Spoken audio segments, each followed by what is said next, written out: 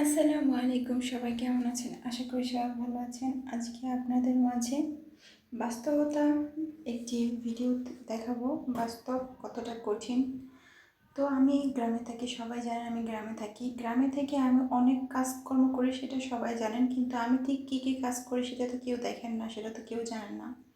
বর্তমানে হচ্ছে বর্ষাকাল। এই বর্ষাকালে একটি নারী হয়ে নিজের কিছু গরু সামলাতে যে কতটা কষ্ট হচ্ছে, সেই কষ্টটাই আপনাদের সাথে শেয়ার করব। প্রচুর বৃষ্টি। আজ 4 দিন ধরে চারপাশের খাল বিল নদী নালা সব কিছু ডুবে গেছে।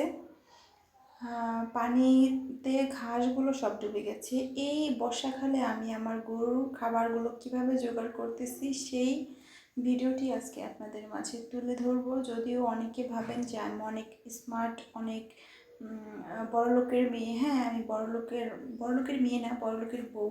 আমার হাজব্যান্ড সিঙ্গাপুর থেকে লাখ লাখ টাকা কামাই করে, কিন্তু শখের বিষয়ে কিছু গরু কিনছিলাম। সেই গরুগুলোকে সামলাইতে আগে যতটা কষ্ট না হয়েছে এখন ততটা কষ্ট হচ্ছে। কারণ হচ্ছে এখন বর্ষাকাল, এতটা পানি হয়েছে সেটা বলারও বাইরে। দেখতে পাচ্ছেন এগুলো হচ্ছে ঘাস। এখানে শুধু এই ক্ষেতগুলো আমি রাখছি ঘাস কাটার জন্য, শুধু আমার গরুকে খাওয়ার জন্য। এখান থেকে শুরু করে পুরোটাই প্রায় 7 কাঠা জমি আছে। এই 7 কাঠা জমি ধরে আমি শুধু ঘাস চাষ করছি, ঘাস রাখছি। কিন্তু যদি বৃষ্টি না হয় তাহলে গরুর ঘাস কাটতে কিন্তু একদম সিম্পল। একটা কিছু নিয়ে গেলাম, গরুর ঘাস কাটলাম, গরুটা একটু সামনে দিলাম, হয়ে গেল। কিন্তু এই বৃষ্টির মধ্যে, পানির মধ্যে যদি গরু হাঁচার দিই তাহলে গরু কী করে, ঘাসগুলো পাড়ায় নষ্ট করে। উপরে আগাটুকু খায় আর বাকিগুলো পাড়ায় নষ্ট করে। এখানে 7 কাঠা জমি আছে, 7 কাঠা জমি ধরেই হচ্ছে আমি গরুর ঘাসের জন্য রেখে দিয়েছি। তো যখন হচ্ছে বৃষ্টি কাতলা না থাকে, কাদা পানি না থাকে, তখন গরু পালা একদম সিম্পল। তো আমার একটা গাভী আছে, গাভীর দুধ প্রচুর মজা খেতে, টেস্টি, যার মায়ায় মায়ায় আমি এখন মোটামুটি ভালোই গরুর মালিক হয়ে গেছি। তো এখন বর্ষাকাল হয়েছে বলে কি আমি গরুকে না খাওয়াই রাখতে পারবো? গরুকে তো আমার খাওয়াইতেই হবে, তাই না? তাই আমি এই বর্ষার পানির মধ্যে অনেক কষ্ট করে হচ্ছে ঘাস কাটছি নিয়মিত। গরুকে তো আর না খাওয়াইতে পারবো না। খেয়ার আছে, বাট ঘাস খেয়ে অভ্যাস হয়েছে গরুর। এখন গরুর হচ্ছে খেয়ার খেতে চাইতেছে না, যার কারণে আমাকে বাধ্যতামূলক ঘাস কাটতেই হচ্ছে। তো যদিও আমার হাজব্যান্ড অনেক টাকা ইনকাম করে, কিন্তু গৃহস্থ বাড়ির বউ, গৃহস্থর কাজ তো আমি করতেই পারি। দয়া করে আমার কাজটাকে কেউ ছোটো চোখে দেখবেন না, কারণ এইরকম কাজ করে আমাদের গ্রামের সব মেয়েরা, সব বউরা, সব শাশুড়িরা করে থাকে, আমরাও করতেছি। আমাদের যে বউ বাচ্চা হবে তারাও এরকম সিম্পল কাজ করবে। খেতে অন্যান্য কোনো ফসল চাষ করতে যায় না, কিন্তু হ্যাঁ, নিজে খাবারের জন্য মানে যতটুকু প্রয়োজন হয় ততটুকু নিজেই করি। কামলা জামলা নেই না, অথবা অন্য কাউকেও ডাকি না, অথবা বাজার থেকে কিনেও খাই না, নিজেই করি।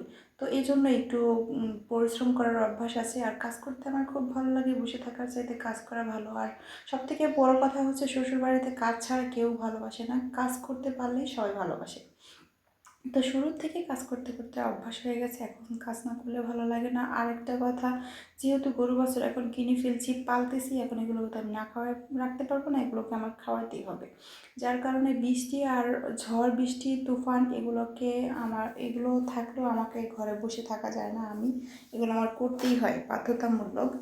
তো আজকের ভিডিওটি আপনাদের কেমন লাগলো, এই যে নারী উদ্যোক্তার ভিডিওটা আপনাদের কেমন লাগলো, প্লিজ সবাই কমেন্টে করে জানাবেন।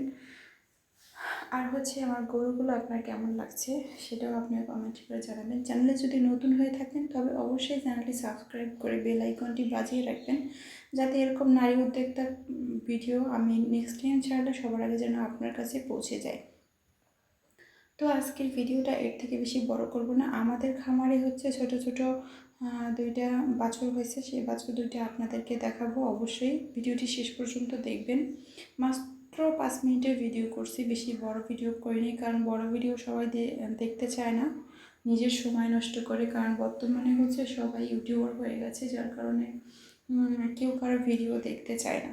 আর হচ্ছে এইসব হচ্ছে গ্রামীণ ভিডিও, গ্রামীণ প্রাকৃতিক ভিডিও, এগুলো দেখতে সবার ভালো লাগে, তাই ভাবলাম এরকম একটা ভিডিও তৈরি করি।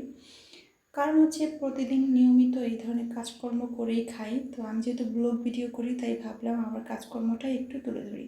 তো কথা আর বাড়াবো না, আজকে এই পর্যন্তই। কথা হবে অন্য আরেকটি ভিডিওতে। সে পর্যন্ত সবাই ভালো থাকবেন, প্রচুর পরিমাণে পানি হয়েছে, চারপাশে প্রচুর পরিমাণে পানির স্রোত যাচ্ছে। সবাই একটু দোয়া করবেন, যারা রাস্তার পাশে থাকে তাদের জন্য একটু দোয়া করবেন। সবাই ভালো থাকবেন। আল্লাহ হাফেজ।